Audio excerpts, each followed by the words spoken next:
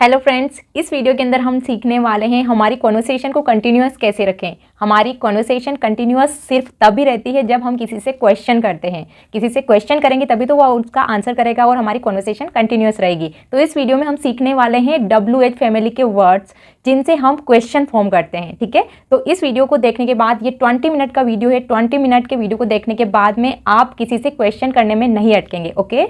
And one more thing, that if anyone wants to have a live conversation with me for their English practice, they can leave or drop a message on the number given in the description box. Okay? आप लोगों में से किसी को भी मेरे साथ में लाइव कॉन्वर्सेशन करना है आपकी इंग्लिश प्रैक्टिस के लिए, तो डिस्क्रिप्शन में दिए गए नंबर पर आप मैसेज छोड़ सकते हैं। तो आज हम देखने वाले हैं WH family words. WH family words इनको क्यों बोलते हैं? क्योंकि ये WH से स्टार्ट होते हैं और ये क्वेश्चन पूछने के काम आते हैं। ठीक है, कहीं कहीं पर ये रिलेटिव प्रोनाउंस का काम करते हैं जो हम इस वीडियो के अंदर सीखेंगे। ठीक है, और इसमें एक हाउ भी ऐड करते हैं हम, जो कि H से स्टार्ट होता है, बट हम इसको WH फैमिली के अंदर ही पढ़ते हैं। ठीक है, देख लेते हैं। फर्स्ट हमारा वर्ड है व्हाट। व्हाट का मतलब होता है क्या। ठीक है, इसको हम कैसे यूज़ करेंगे? What is your name. What is your name, तुम्हारा नाम क्या है। तुम्हारा नाम क्या है, व्हाट इज़ योर नेम। अगला है what are your hobbies. What are your hobbies, तुम्हारी रुचि किस किस में है। ठीक है, तुम्हारी रुचियाँ कौन कौन सी है। ठीक है, हॉबीज़ क्या होती है? जो हम खाली समय में बैठकर करना पसंद करते हैं उसको हम हॉबी बोलते हैं। ठीक है, तो यहाँ पर हमने आर का यूज़ इसलिए किया क्योंकि हमने यहाँ पर ऐसे पूछा है कि तुम्हारी हॉबियाँ कौन कौन सी है, या फिर तुम्हारी रुचि जो तुमको करना पसंद है खाली समय में बैठकर, वो तुम कौन कौन से काम करते हो। तो यहाँ पर हमने क्या बोला? व्हाट आर योर हॉबीज़, तुम्हारी हॉबीज़ कौन कौन सी है। नेक्स्ट है वाई। वाई का मतलब होता है क्यों। ठीक है, जैसे हम सेंटेंस देख लेते हैं। Why should I do. Why should I do, मैं क्यों करूँ या फिर मुझे क्यों करना चाहिए। वाई शुड आई डू, मैं क्यों करूँ या फिर मुझे क्यों करना चाहिए। हम जनरली बोलते हैं कि मैं क्यों करूं, तुम करो, या फिर मुझे क्यों करना चाहिए, तुम कर लो। तो हम इस सेंटेंस के लिए इंग्लिश में बोलेंगे व्हाई शुड आई डू, मैं क्यों करूं या फिर मुझे ऐसा क्यों करना चाहिए। अगला है why are you crying. Why are you crying, तुम रो क्यों रहे हो। ठीक है, व्हाई आर यू क्राइंग, तुम रो क्यों रहे हो। अगला है व्हेन का मतलब होता है कब। तो इसके सेंटेंसेस देख लेते हैं। When will they come? When will they come? वे कब आएंगे। दे का मतलब क्या होता है? वे। एक से ज़्यादा लोगों के लिए हम दे का यूज़ करते हैं वे, जिसका हिंदी में मतलब होता है वे। तो यहाँ पर हमने बोला है when will they come, वह कब आएंगे या फिर वे कब आएंगे। यहाँ पे हमने will का यूज़ किया है, तो यहाँ पर ये फ्यूचर का सेंटेंस हो जाता है। when will they come, वे कब आएंगे। अगला है when did you come? When did you come? तुम कब आए। तुम कब आए। ठीक है, did का यूज़ किया है तो यह पास्ट का सेंटेंस हो जाता है। When did you come? तुम कब आए। अगला है where का मतलब क्या होता है? कहाँ। तो इसके सेंटेंस देखेंगे। Where are you? तुम कहाँ हो। और अगर हमें बोलना हो हम कहाँ हैं तो हम क्या बोलेंगे? Where are we? हम कहाँ हैं। Where are we? हम कहाँ हैं। अगला है Where will she go? वह कहाँ जाएगी। Where will she go? वह कहाँ जाएगी। यहाँ पे हमने will का यूज़ किया है तो यह फ्यूचर का सेंटेंस हो जाता है। Where will she go? वह कहाँ जाएगी। अगला है how का मतलब होता है कैसे। इसके सेंटेंस है How are you? तुम कैसे हो। How are you? तुम कैसे हो। Next is how am I looking, इसका मतलब है मैं कैसी दिख रही हूँ। ठीक है, जब हम तैयार होके आते हैं तो हम किसी को पूछते हैं कि मैं कैसी लग रही हूँ ज़रा बताना, तो हम क्या बोलेंगे? हाउ एम आई लुकिंग, मैं कैसी लग रही हूँ। नेक्स्ट इज़ हु का मतलब होता है कौन, या फिर ये एक रिलेटिव प्रोनाउन की तरह भी काम करता है जो हम सेंटेंस में देखेंगे। जैसे फर्स्ट हमारा सेंटेंस है हु इज़ ही। यहाँ पर ये WH फैमिली का काम कर रहा है, जहाँ इसका मतलब होता है कि वह कौन है। ठीक है, हु इज़ ही, इसका मतलब होता है वह कौन है। ठीक है, जबकि नेक्स्ट जो सेंटेंस है हमारा द गर्ल, वो लड़की, who stood there is my friend.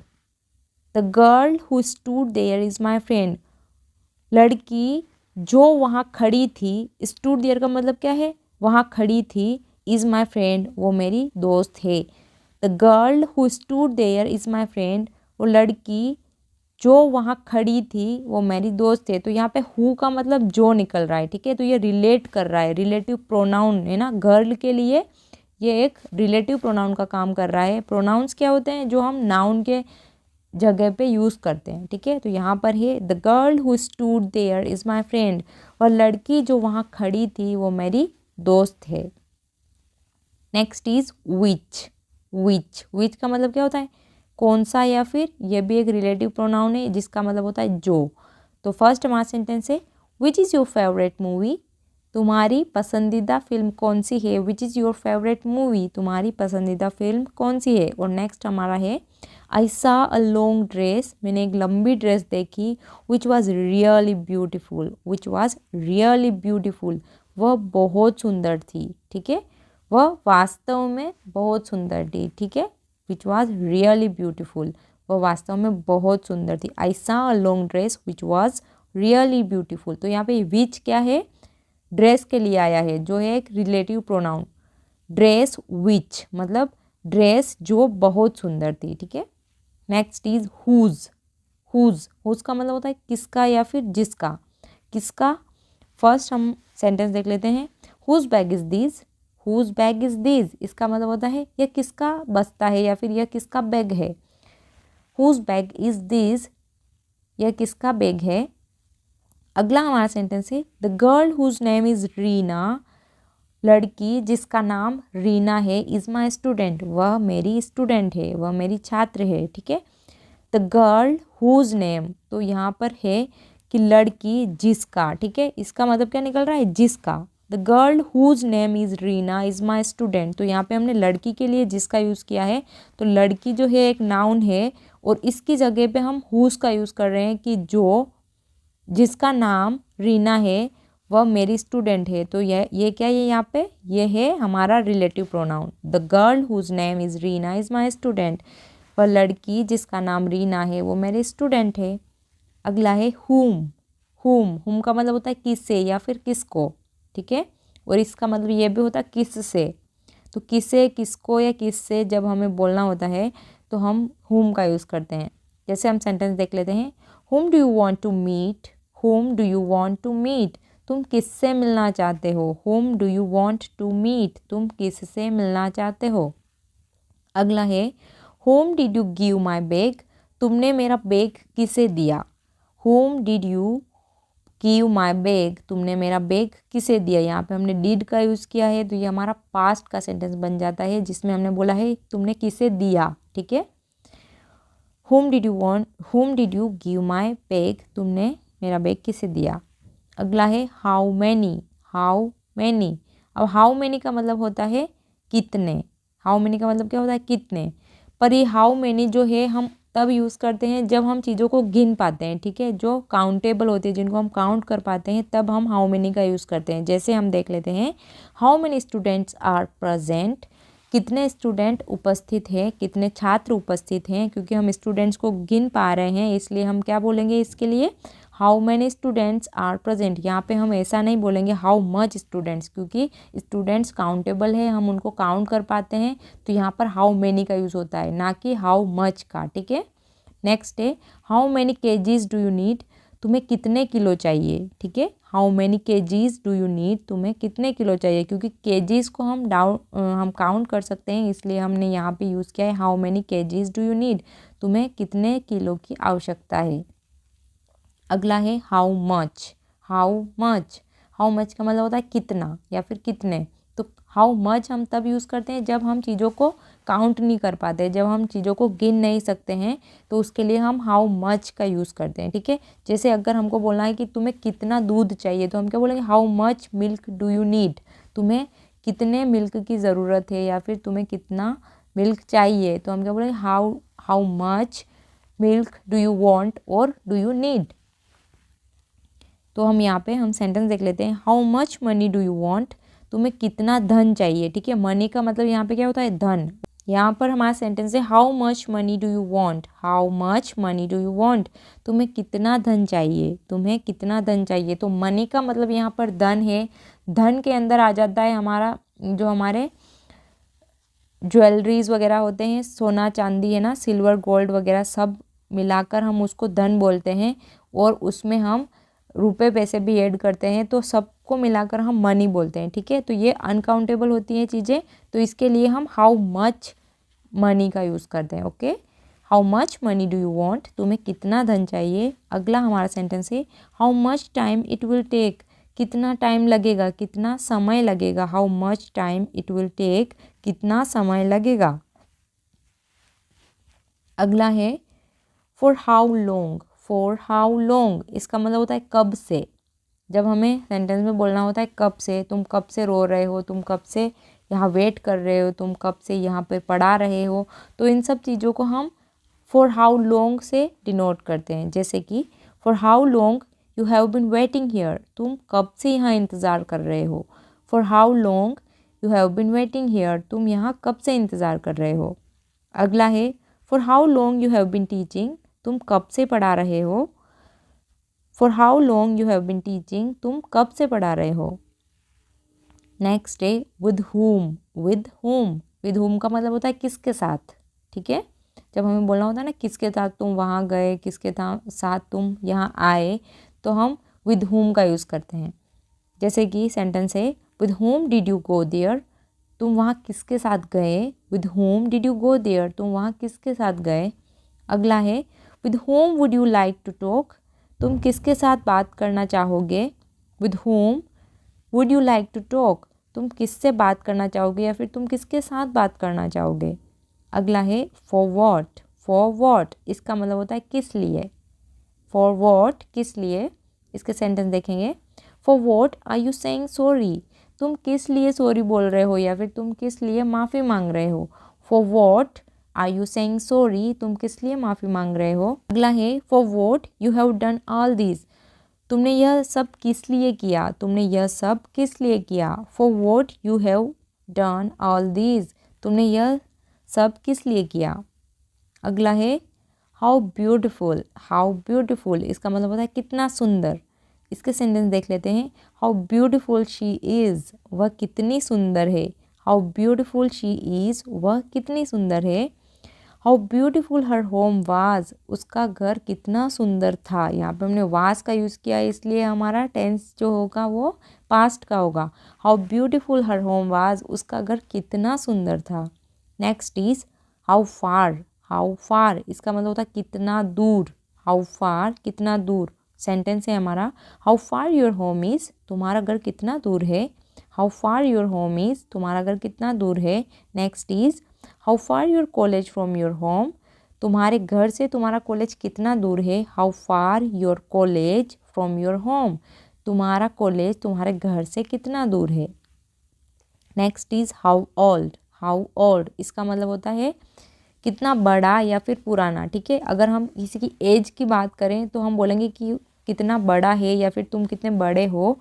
और अगर हम किसी चीज़ की बात करते हैं तो वो हम पुराने के सेंस में करेंगे। ठीक है, तो दोनों का मतलब हाउ ओल्ड ही होता है। जैसे कि हम सेंटेंस में देख लेते हैं हाउ ओल्ड आर यू, तुम कितने बड़े हो या फिर तुम्हारी उम्र क्या है। हाउ ओल्ड आर यू, तुम कितने बड़े हो। नेक्स्ट सेंटेंस है how old is this laptop, यह लैपटॉप कितना पुराना है। How old is this laptop, यह लैपटॉप कितना पुराना है। नेक्स्ट है in what way, in what वे इसका मतलब होता है किस तरह से। फर्स्ट हमारा सेंटेंस है किस तरह से तुम वहाँ गए या फिर किस तरह से तुम यहाँ आए, किस तरह से तुम वहाँ जाओगे। इस टाइप के हम जब सेंटेंस बोलते हैं तो हम ये सेंटेंस में इस वर्ड का यूज़ करते हैं इन वॉट वे, किस तरह से। तो हमारा फर्स्ट सेंटेंस है you did it in what वे, तुमने यह किस तरह से किया। You did it in what way, you did it in what वे, तुमने यह किस तरह से किया। क्योंकि यहाँ पे हमने बोला है यू डिड इट, मतलब तुमने यह किया इन वॉट वे, किस तरह से। तो हिंदी में हम क्या बोलेंगे, तुमने यह किस तरह से किया। You did it in what way. Next sentence है in what way you will bring it there, तुम इसे यहाँ किस तरह से लाए। In what way you will bring it there, तुम यहाँ इसे किस तरह से लाए, in what way you will bring it there. Next है whatever, whatever, whatever का मतलब होता है जो कुछ भी, ठीक है। इसके सेंटेंस हम बोलेंगे, या फिर जो भी है, हम जनरली बोलते हैं ना, हाँ तुमने जो भी बोला है ठीक है, वॉट एवर, जो भी है। तो इसमें भी एक जस्ट एक सेंटेंस के रूप में हम इसको यूज़ करते हैं वॉट एवर, ठीक है, जो भी है। अब हम इसको थोड़ा बड़ा सेंटेंस में देखेंगे।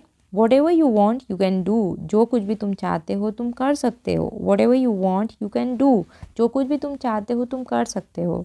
नेक्स्ट सेंटेंस है what ever it is just that, what ever it is just that. इसका मतलब होता है जो कुछ भी है यही है, जो कुछ भी है बस यही है। हम हिंदी में बोलेंगे हाँ जो कुछ भी है बस यही है, तो हम क्या बोलेंगे, what ever it is just that, जो भी है या फिर जो कुछ भी है बस यही है।